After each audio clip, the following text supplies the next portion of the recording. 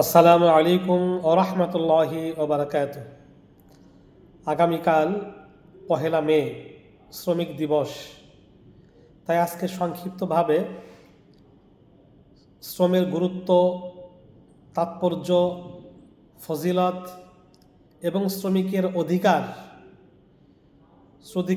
শ্রমিকের সুযোগ সুবিধা ইত্যাদি সম্পর্কে কিঞ্চিত আলোচনা শুনব। প্রথমে হালাল উপার্জনের গুরুত্ব, তারপর আমরা শ্রমিকের অধিকার সম্পর্কে আলোচনা শুনব। হালাল উপার্জন এটা কত গুরুত্বপূর্ণ বিষয়, যেটা বর্ণনা না করে শেষ করা যাবে না। আল্লাহ পাকই প্রত্যেক প্রাণীকেই রিজিক দেন। প্রত্যেক বিচরণশীল প্রাণী, যার জান আছে, প্রত্যেক প্রাণীকে আল্লাহ পাক রিজিক দেন। কোরআনে কারিম আল্লাহ পাক বলেন, ওমা মিন দাব্বাতিন ফিল আরদি ইল্লা আলাল্লাহি রিজকুহা ওয়া ইয়ালামু মুস্তাকাররাহা ওয়া মুস্তাওদাআহা। আল্লাহ পাক রব্বুল আলামিন বলেন, এমন কোনো বিচরণশীল প্রাণী নেই যার রিজিকের ব্যবস্থা আল্লাহ পাক করেননি। আল্লাহু আকবার। কিভাবে রিজিক অর্জন করবে, কিভাবে রিজিক তালাশ করবে, আল্লাহ পাক সেই জ্ঞান, সেই যোগ্যতা, সেই সক্ষমতা প্রত্যেক প্রাণীকে দান করেছেন।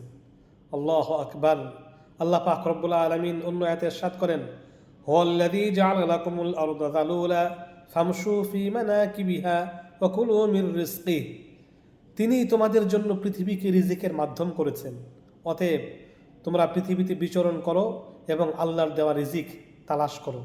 রিজিক আল্লাহ দিয়েছেন, তবে এই রিজিক নিজেদেরকে অন্বেষণ করে নিতে হবে, খুঁজে নিতে হবে। আল্লাহ পাক রব্বুল আলামিন কোরআনে কারিমে ইরশাদ করেন, ফাইদা কুদিয়াতিস সালাতু ফান্তাশিরু ফিল আরদ ওয়াবতাগু মিন ফাদলিল্লাহ। নামাজ থেকে ফারেগ হওয়ার পরপরই তোমরা রিজিক তালাশ করার জন্য জমিনে ছড়িয়ে পড়ো, জমিনে বের হয়ে পড়ো। আল্লাহ পাক রব্বুল আলামিন রিজিক অন্বেষণ করার কথা বলেছেন। মহানবী সাল্লাল্লাহু আলাইহি ওয়াসাল্লাম ইরশাদ করেন, তলাবু কাসবিল হালাল ফারিজাতুন বাদাল ফারিজা। ফরজ নামাজের পরে সবচেয়ে বড় শ্রেষ্ঠ কাজ বা ইবাদত হলো হালাল রিজিক তালাশ করা। আল্লাহু আকবার। হালাল রিজিক তালাশ করা। কেননা আল্লাহ পাক ইবাদতের পূর্ব শর্ত দিয়েছেন। ইবাদত কবুল হওয়ার জন্য আল্লাহ পাক নিজেই একটা অন্যতম শর্ত, পূর্ব শর্ত প্রদান করেছেন। কোরআনে কারিমে আল্লাহ পাক সেটা বলেছেন, ইয়া আইয়ুহার রাসূলু কুলু মিনাত তাইয়্যিবাত ওয়া আমালু সালিহা। যে হে রাসূলগণ, আপনি সবাইকে বলে দেন এবং আপনিও শোনেন যে আগে হালাল খেতে হবে, ওয়া আমালু সালিহা, পরে ইবাদত বন্দেগী। আগে হালাল ও পবিত্র বস্তু আহার করেন, তারপরে ইবাদত। কারণ হালাল গেজা বা খাদ্য ছাড়া কোনো অবস্থাতেই ইবাদত কবুল হবে না। মহানবী সাল্লাল্লাহু আলাইহি ওয়াসাল্লাম ইরশাদ করেন, মান আমসা কালান মিন আমালি ইয়াদাইহি আমসা মাগফুরুল্লাহ। এজন্য আল্লাহ রাসূল হালাল রিজিকের ব্যাপারে যারা অন্বেষণ করে তাদের ব্যাপারে বলেছেন, যে ব্যক্তি নিজের হাতে উপার্জনের জন্য কাজ করতে করতে ক্লান্ত হয়ে যায়, আল্লাহ পাক তার সকল পাপ মোচন করে দেন। কোনো শ্রমিক শ্রম দিয়ে ডিউটি করে কাজ করে যদি সে শ্রান্ত হয়ে বিছানায় শরীর এলিয়ে দেয়, বিছানায় যদি তার শরীরটা এইভাবে সে শুয়ে পড়ে, ফরজ নামাজ ছাড়া আর কোনো কাজ না করে, আল্লাহ পাক রব্বুল আলামিন তারপরে ওই শ্রান্ত শ্রমিককে এত ভালোবাসেন, তার এই কাজটাকে এত ভালোবাসেন যে আল্লাহ পাক তার সব পাপ মোচন করে দেন।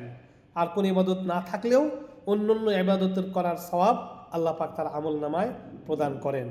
এই জন্য মহানবী সাল্লাল্লাহু আলাইহি সাল্লাম আরও বলেন, মা আকালা আহাদুন মিনকুম তাআমান ফিদ দুনিয়া খায়রাল্লাহু মিন আন ইয়াকুলা মিন আমিলি ইয়াদাইহি। যে ব্যক্তি নিজের শ্রমের দ্বারা জীবিকা উপার্জন করে এই পৃথিবীতে, তার চেয়ে উত্তম আহার ও খাবার আর কেউ গ্রহণ করে না। যে ব্যক্তি শ্রম দিয়ে জীবিকা উপার্জন করে, তার চাইতে শ্রেষ্ঠ খাবার এবং আহার আর কারো হতে পারে না। পৃথিবীর সেরা খাবার হয় তার জন্য, যে শ্রম দিয়ে, যে কষ্ট করে, যে এই উপার্জন করে, রিজিক উপার্জন করে।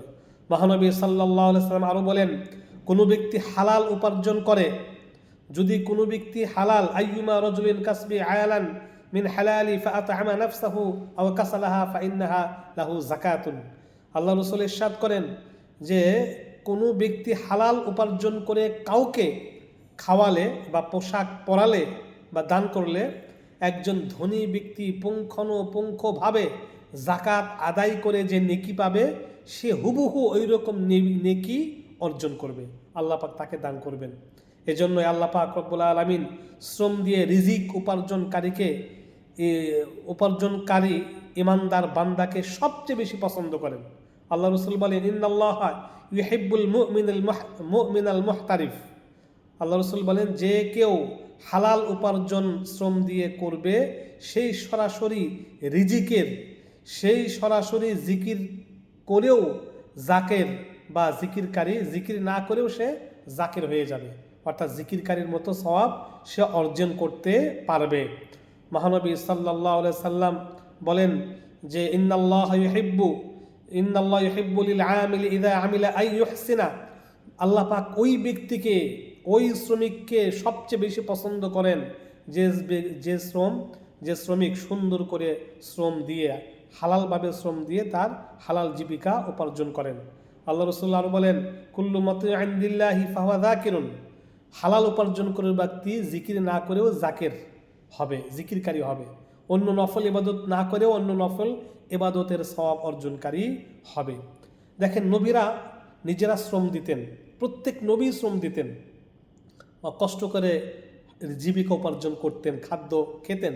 হযরত আদম আলাইহিস সালাতু ওয়াস সালাম যিনি কৃষিকাজে শ্রম দিতেন, হযরতে নূহ আলাইহিস সালাতু ওয়াস সালাম তিনি নৌকা তৈরি করে শ্রম দিতেন, হযরতে ইদ্রিস আলাইহিস সালাতু ওয়াস সালাম তিনি কাপড় সেলাই করে শ্রম দিতেন, জীবিকা উপার্জন করতেন ও লেখালেখির মাধ্যমে শ্রম দিতেন। হযরতে দাউদ আলাইহিস সালাতু ওয়াস সালাম লোহা দ্বারা বর্ম ইত্যাদি অস্ত্র বানিয়ে বা বিভিন্ন বস্তু বানিয়ে সেই টাকা দিয়ে খানা খেতেন। হযরতে সুলাইমান আলাইহিস সালাতু ওয়াস সালাম যিনি খেজুর পাতা দিয়ে ব্যাগ ও পাটি তৈরি করে, বিছানা তৈরি করে বাজারে বিক্রি করে উপার্জন করে সেই টাকা দিয়ে খানা খেতেন। অথচ তারা দুজনেই সারা দুনিয়ার বাদশা ছিলেন। সুবহানাল্লাহি ওয়া বিহামদি, সুবহানাল্লাহি ওয়া বিহামদি। হযরতে মুসা আলাইহিস সালাতু ওয়াস সালাম বকরি চড়াতেন এবং শুআয়ব নবীর বাড়িতে কাজ করতেন। হযরতে জাকারিয়া আলাইহিস সালাতু ওয়াস সালাম কাঠমিস্ত্রি ছিলেন। মারিয়াম আলাইহিস সালাতু ওয়াস সালামকে বাইতুল মুকাদ্দাসের সাথে একটা রুম, কামরা বানিয়ে তিনি তাকে সেখানে থাকতে দেন। তিনি নিজে কামরা বানিয়ে দিয়েছিলেন, তিনি কাঠমিস্ত্রি ছিলেন। হযরতে আবু বকর সিদ্দিক রাদিয়াল্লাহু আনহু তিনি খলিফা হওয়ার পরেও কাপড়ের গাঁটটি মাথায় নিয়ে শ্রম দিয়ে জীবিকা উপার্জন করতেন। আর মহানবী সাল্লাল্লাহু আলাইহি সাল্লাম তো তিনি বকরি চড়াতেন, তিনি শ্রমের বিনিময়ে জীবিকা উপার্জনের জন্য তিনি মানুষের এই খেজুরের কাজও করেছেন, বিশেষ করে বকরিও চড়িয়েছেন। আল্লাহ রসুলও শ্রম দিয়ে জীবিকা উপার্জন করতেন। হযরতে ওমর ফারুক রাদিয়াল্লাহু আনহু তিনি শ্রম দিতেন, তিনিও শ্রম দিতেন। হযরতে ইবনে মাসউদ রাদিয়াল্লাহু গতর খাটিয়ে, শরীর খাটিয়ে শ্রম দিয়েছেন। হযরত আব্দুল্লাহ ইবনে মুবারক রাহমাতুল্লাহি আলাইহির জামানায় এক কামারের ঘটনা প্রসিদ্ধ রয়েছে যে এক কামার, সে আব্দুল্লাহ ইবনে মুবারক রাহমাতুল্লাহি আলাইহির বাড়ির সামনে তার বাড়ি ছিল। হযরত আব্দুল্লাহ ইবনে মুবারকের ইন্তেকালের পরে তাকে জিজ্ঞেস করলেন, আল্লাহ পাক আপনার সাথে কেমন আচরণ করেছেন? তিনি বললেন যে আমি এত ছাত্র তৈরি করেছি, ছাত্র পড়িয়েছি, কিতাব লিখেছি, এত ইবাদত বন্দেগী করেছি, তারপরেও আমার বাড়ির সামনে কামারের মতো মর্যাদা আমার হয়নি। তার মর্যাদা অনেক বেশি। তার মর্যাদার এত কারণ কি? তার মর্যাদার কারণ হলো যে কামার হালাল জীবিকা উপার্জন করতেন এবং সাথে সাথে তিনি আল্লাহর হক আদায় করতেন। অর্থাৎ তিনি এই হাতুড়ি উঠিয়েছেন, আজান দিয়েছে আল্লাহু আকবার, সাথে সাথে হাতুড়ি পিছনে ফেলে দিতেন বা সামনে ফেলে দিতেন, সাথে সাথে নামাজে চলে যেতেন। একে তো হালাল জীবিকা কষ্ট করে উপার্জন করতেন, দ্বিতীয়ত আল্লাহর আহ্বান কখনো আসলে সাথে সাথে সেটা সাড়া দিতেন। এই জন্য তার মর্তবা, তার মর্যাদা অনেক বেশি আল্লাহ পাক তাকে প্রদান করেছেন। হযরত ওমর ফারুক রাদিয়াল্লাহু বলেন, আল্লাহর পথে জিহাদের পরে যে অবস্থায় আমার মৃত্যু হওয়াকে আমি পছন্দ করি তা হলো যে আল্লাহর রিজিক শ্রম দিয়ে তালাশ করা অবস্থায়, রিজিক অন্বেষণ করা অবস্থায় যেন আমার মৃত্যু হয়। নয় আল্লাহর জিহাদের ময়দানে আমার মৃত্যু হবে, নচেত আমি কাজ করতে করতে যেন আমার মৃত্যু হয়। কারণ এই মৃত্যুর মর্যাদা সবচেয়ে বেশি কাজের সন্ধানে মশগুল থাকা অবস্থায় যেন আমার মৃত্যু হয়। কেননা মহানবী সাল্লাল্লাহু আলাইহি সাল্লাম সাহাবিকে বলেছেন যে এক সাহাবী এই পাহাড়ে পাথর ভেঙে ভেঙে ভেঙে ভেঙে তিনি শ্রম দিতেন, পাথর ছোট করে সে পাথর বিক্রি করতেন, সে পাথর দ্বারা মানুষ বিভিন্ন কাজ করতেন। এই সাহাবী আল্লাহ রাসূলের সাথে নামাজ পড়ার জন্য মসজিদে আসলে আল্লাহ রাসূলের সাথে তিনি যখন মুসাফা করলেন, তখন আল্লাহ রসুল তার হাত ধরলেন, হাত ধরে দিলেন, হাতটা অনেক অনেক শক্ত। আল্লাহ রসুল বললেন, কেন তোমার হাত এত শক্ত? সেই শ্রমিক সাহাবী বললেন, ইয়া রাসূলুল্লাহ, আমি শ্রম দেই, আমি পাথর ভেঙে টুকরো টুকরো করে সেগুলো আমি বিক্রি করি, আমি ভিক্ষা করি না, আমি ভিক্ষা করি না, এই জন্য আমার হাতটা শক্ত। মহানবী সাল্লাল্লাহু আলাইহি সাল্লাম তার হাতটা ধরলেন এবং সবার সামনে উঁচু করে বললেন, আল কাসিবু হাবিবুল্লাহ, যারা শ্রম দেয়, যারা শ্রমিক, তারা আল্লাহর বন্ধু। অন্য কাউকে আল্লাহ রসুল বন্ধু বলেন নাই, কিন্তু যারা শ্রম দেয়, কষ্ট করে উপার্জন করে, তাদেরকে আল্লাহ রসুল আল্লাহর বন্ধু বলেছেন। এই জন্য ভিক্ষা করা হারাম, নিষ্প্রয়োজনে, প্রয়োজন ছাড়া, নেহায়াত প্রয়োজন ছাড়া ভিক্ষা করা হারাম। শ্রম দেওয়া সর্বশ্রেষ্ঠ কাজ। এই জন্য আল্লাহ রসুল কেউ ভিক্ষা করতে আসলে তার ভিক্ষা পরিবর্তন করে দিয়ে ছোটোখাটো শ্রম লাগিয়ে দিতেন, তাকে স্বাবলম্বী করে দিতেন। এই জন্য শ্রমের মর্যাদা অনেক বেশি।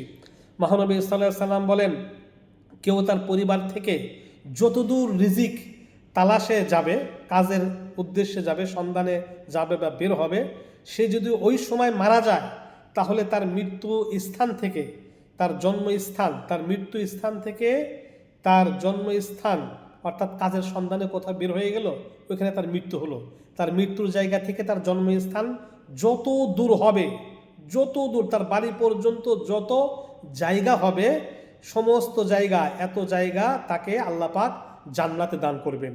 আল্লাহু আকবার, সুবহানাল্লাহ বিহামদি, তার জান্নাতের সাথে জায়গাটুকু অ্যাড করে দিবেন, সংযোগ করে দিবেন। এই জন্য যারা হালাল উপার্জন করার জন্য বাহিরে বের হয়, প্রবাসে যায়, বিদেশ যায়, তারা মৃত্যুবরণ করলে ওইখানে কাতার তো কেউ থাকে না, ফেরেশতারা তাদের জন্য ক্রন্দন করে এবং তাদের জন্য দোয়া করতে থাকে।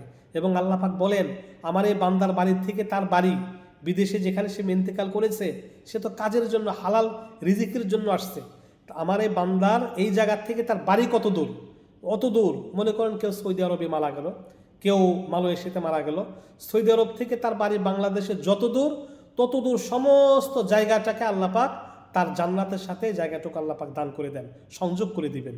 এই জন্য শ্রমের মর্যাদা অনেক অনেক বেশি। এবার আসেন শ্রমিক, মালিক শ্রমিক সম্পর্ক কেমন হবে, বা শ্রমিকের অধিকার কেমন হবে?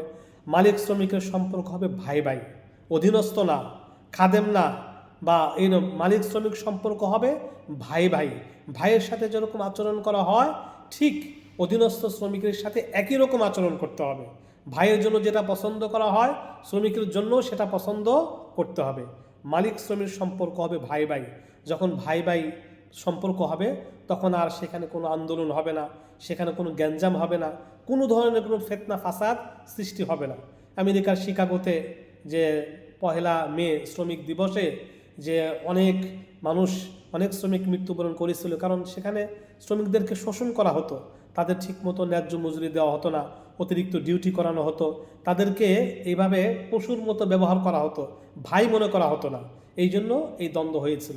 সুতরাং মালিক শ্রমিক যদি ভাইয়ের মতো মনে করে, সেখানে বরকত, সেখানে শান্তি বিরাজ করবে। আপন ভাইয়ের মতো যেমন আচরণ, শ্রমিকের সাথে ঠিক তেমন আচরণ করতে হবে। মহানবী সাল্লাল্লাহু আলাইহি সাল্লাম বলেন, তোমরা শ্রমিকদের সাথে বসে খানা খাও, শ্রমিকদের সাথে সময় কাটাও, তাহলে তোমার শ্রমিকের সাথে তোমার সম্পর্ক অনেক মধুর হবে, তোমার কাজ আরও অনেক ভালো হবে। শ্রমিকের কিছু অধিকার সম্পর্কে আল্লাহ রসুল সাহাবায়ে কারাম যেটা বলেছেন বা দিক নির্দেশনা দিয়েছেন, লভ্যাংশ থেকে বাৎসরিক বোনাস প্রদান করা। আপনি শ্রমিকদের দিয়ে কাজ করানোর পরে যেটা লাভ হবে, তার লাভের একটা অংশ শ্রমিকদেরকে বোনাস হিসাবে প্রদান করা। যা উৎপাদন করবে শ্রমিকরা, বছরে একবার হলেও তার কিছু সবাইকে প্রদান করা, যা সেটা খাওয়ার হোক, পড়ার হোক, যার হোক, যা কিছু উৎপাদন করবে সেখান থেকে শ্রমিকদের কিছু দেওয়া। যা আল্লাহ রসুল বলেছেন শ্রমিকদের মজুরি কখন দিতে হবে। আল্লাহু আকবার, আল্লাহ রসুল বলেন, আতুল আজিরা আজরাহু ক্বাবলা আন ইয়াজিফা আরাকু, শ্রমিকের ঘাম শুকাবার পূর্বেই তাদের মজুরি দিতে হবে, তাদের বেতন দিতে দেরি করা যাবে না, কোনো কৌশল অবলম্বন করা যাবে না। ঘাম শুকাবার পূর্বেই তার শ্রমিকদের বেতন দিতে হবে। অনেকে শ্রমিকদের বেতন ঠিকমতো দেয় না, দেরি করে, এটা মারাত্মক অন্যায়। আর তবে এরাও শর্ত, শ্রমিকের কাজ করতে করতে ঘাম বের হতে হবে, অর্থাৎ কাজটা সঠিকভাবে আদায় করতে হবে। শ্রমিক যদি সঠিকভাবে কাজ আদায় না করে, যেটুক সময় আদায় না করবে, ফাঁকি দিবে, ওই সময়টুকু 8 ঘন্টার মধ্যে যতটুকু ফাঁকি দেবে, ওই সময়টুকু তার কাজের মানে ওই জায়গাটা পয়সাটা হারাম হয়ে যাবে, ওই জায়গাটা তার বেতন সহি হবে না। এই জন্য ঘাম বের হতে হবে, অর্থ হলো যে কাজ সঠিকভাবে আদায় করতে হবে। অর্থাৎ সঠিকভাবে কাজ আদায় না করলে সে মানে আল্লাহর কাছে তার জবাবদিহি করতে হবে। আল্লাহ পাক এটা মোটেও পছন্দ করে না। আল্লাহ রসুল বলেন, আল্লাহ পাক ওই শ্রমিককে পছন্দ করেন যে মনিবের হক আদায় করে এবং আমার হক আদায় করে। আচ্ছা, তারপরে মালিক শ্রমিক বেতনের একটা কেমন হবে? সর্বোচ্চ ব্যক্তি যে মালিক শ্রমিক বেতন, ইসলামী একটা নীতি বা ফর্মুলা রয়েছে, যেটা সম্ভব হয় সেটা প্রয়োগ করা উচিত। যে সর্বোচ্চ বেতন ব্যক্তির যত বেতন, তার 1/6 শ্রমিককে পাওয়ার ব্যবস্থা করা, অর্থাৎ পর্যাপ্ত বেতন প্রদান করা, যাতে একজন শ্রমিক সন্তান সন্ততি পরিবার পরিজন নিয়ে সে চলতে পারে, সে সঠিকভাবে জীবনযাপন করতে পারে। ডিউটির সময় 8 ঘন্টা নির্ধারিত করে দেওয়া, অতিরিক্ত ডিউটি হলে আগেই বলিয়ে দেওয়া, এবং অতিরিক্ত ডিউটির জন্য পর্যাপ্ত মানে টাকা পয়সা প্রদান করা। ন্যায্য মজুরি, জরুরি পাওনা যেটা পাওনা সেটা প্রদান করা। কর্মস্থলে চিকিৎসার ব্যবস্থা রাখা, সাপ্তাহিক ও মাসিক বিশ্রামের জন্য ছুটির ব্যবস্থা রাখা, শ্রমিকের ধর্মীয় ইবাদতের ব্যবস্থা রাখা বা সুযোগ দেওয়া, শ্রমিকদের চিত্ত বিনোদনের জন্য বৈধ অনুষ্ঠান, ভ্রমণ ইত্যাদি বছরে একবার হলেও সেটা আয়োজন করা উচিত ইত্যাদি। এগুলো কিছু কোরআন হাদিসের ফর্মুলা বা নীতিমালা প্রদান করা হলো। এইরকম মালিক শ্রমিক সম্পর্ক, এবং শ্রমিক যদি তার হক আদায় করে ডিউটি করে, 5 ওয়াক্ত নামাজ আদায় করে, আল্লাহ রসুল তাকে এই শ্রমিকদের ব্যাপারে সুসংবাদ দিয়েছেন। আল্লাহ রসুল বলেন, ইয়াদখুলুল ফুকারাউল মুহাজিরুন আল জান্নাহ, ইয়াদখুলুল ফুকারাউল জান্নাহ ক্বাবলা আল আগনিয়া বি500 আমিন। শ্রমিক যদি আল্লাহর হক এবং মালিকের হক আদায় করে ডিউটি করে, আল্লাহ পাক রব্বুল আলামিন এই শ্রমিককে, এই গরিব ব্যক্তিকে ধনীর 500 বছর আগে জান্নাতে যাওয়ার সুযোগ করে দিবেন। ওই শ্রমিক 500 বছর আগে জান্নাতে চলে যাবে। এই জন্য যারা আমরা শ্রমিক রয়েছি, আমরা অবশ্যই মালিকের হক আদায় করব, আল্লাহর হক আদায় করব, এবং যারা মালিক রয়েছি তারা শ্রমিকদের যে সমস্ত হক রয়েছে যথাযথভাবে শ্রমিকদের হক আমরা আদায় করে দেব, নচেত কিয়ামতের ময়দান আমাদেরকে আল্লাহর কাঠগড়ায় দাঁড়াতে হবে। আল্লাহ পাক রব্বুল আলামিন 1 মে শ্রমিক দিবসের এই কথাগুলো আমাদের আমল করার তৌফিক দান করুন, আমিন।